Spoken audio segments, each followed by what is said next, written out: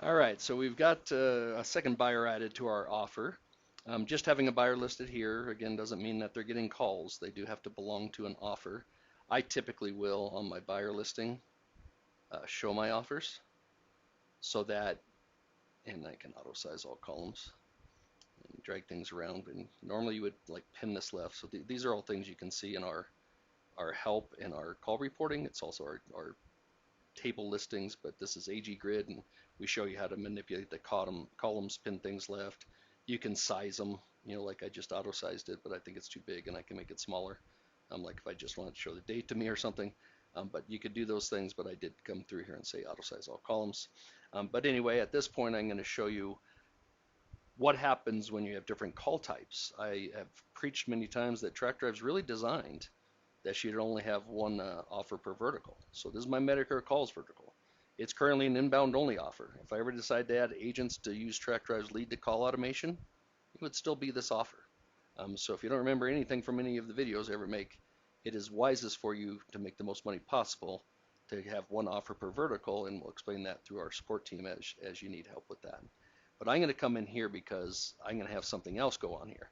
So currently, I only had one call type. I was, let's say, routing warm transfers in here, right? So this is what I've been doing all along. All of a sudden, I'm going to add SMS traffic and ringless voicemail traffic, but not all my buyers will take it, right? Not all buyers want to take those outbound reaches. So I'm going to come in here and add a new call flow. Since I already have a no greeting call flow, I'm just going to come in and say I want another greeting. I'm going to forward to buyers as well. I'm going to filter this flow for call type. And this one is going to be my ringless voicemail, but from the number that they hear in the message. So I have a call flow for, I've sent out some ringless voicemails. The call type of RVM is the number they would have heard in the message. That's what they're calling. Now, we don't want you to place TrackDrive numbers in your ringless voicemail, but you're going to forward to a TrackDrive number from the message number, but you're identifying the incoming call is coming from someone calling that phone number in the message. All right, so that is a new call type, and just playing around here. This buyer said he'll take the ringless voicemail messages only, or actually both of them will. Both of them said they'll take when someone calls in from the message because the person's listened, right? So if call type equals RVM on the number additional tokens, these buyers will take those calls. All right, so I'm going to create that. Now, these have to be in the right order. So no filters means it matches. So every call starts at the top, says, hey, do I match these filters? Sure. Right now, the way I have it set, every call would match this flow because there's no filters and it'd route to these two buyers. However, I'm going to move this up. So now when the call comes, it says, hey, did that number say call type was ringless voicemail? Yep. Okay, let's go ahead and route to these two buyers. If not, keep looking until you find your default flow, which for me, I'm calling it warm transfer, but I'm not putting in a filter there so that by default, I'm just assuming my calls are warm transfers. So now I come in and I can just duplicate one. So I did the ringless voicemail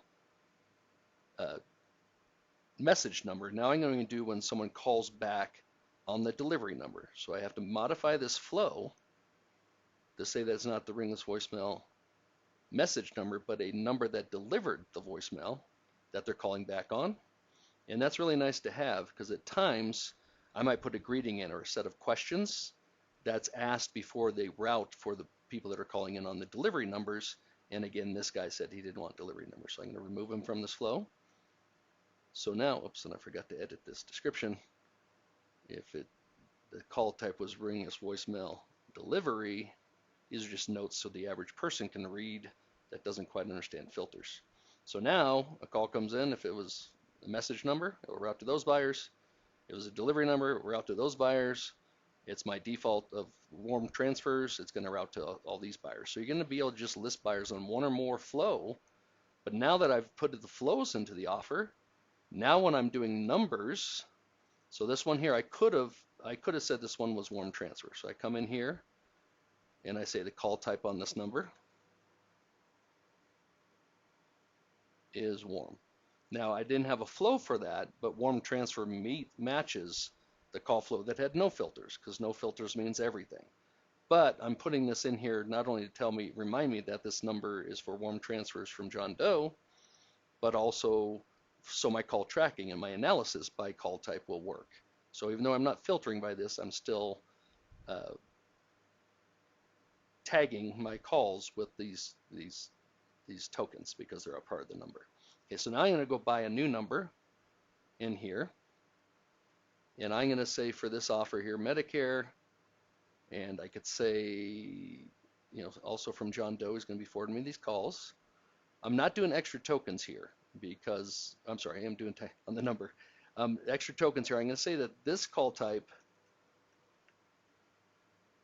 is that RVM message thing. Now, even though more than likely that message has a toll-free number in it, it doesn't matter because we don't want you to advertise our numbers in the message anyway. It'll just have attorney generals following up with you by calling us with the subpoena.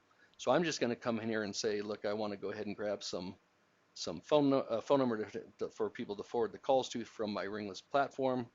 Let's say California. And if I have numbers in 213, they'll show, and I say, yeah, I want that number. So we will then have the system forward calls from your ringless voicemail platform to the number that gets placed here. So they're going to forward calls to here when someone calls the number that was in the message, right? And then I could also add another phone number, you can see where I'm going here, with the token type of ringless voicemail delivery and have those calls forwarded in. So then when a call happens, and that's how the entire system works, the phone numbers belong to an offer, so we know which call flows to go look at, which then allows us to know which buyers are taking calls on each different call type on the call flows. We know which traffic source sent it to you.